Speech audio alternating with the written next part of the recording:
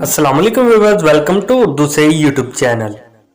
Like the video, subscribe my channel and press the bell icon to get notified. नाम है वाजिब। वाजिब नाम के इंग्लिश में स्पेलिंग बनते हैं WAJIB। वाजिब नाम का इस्तेमाल लड़कों के नामों में होता है।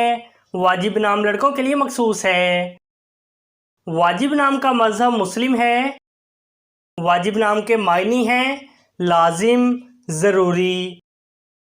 वाजिब नाम के इंग्लिश में 5 हरूफ हैं और ये एक लफ्ज़ है। 5 वर्ड्स एंड 1 लेटर। वाजिब नाम के उर्दू में 4 हरूफ हैं और ये एक लफ्ज़ है। अपने नाम का मीनिंग जानने के लिए कमेंट बॉक्स में लिखिए। चैनल को सब्सक्राइब कीजिए, वीडियो को लाइक और शेयर कीजिए। Thanks for watching.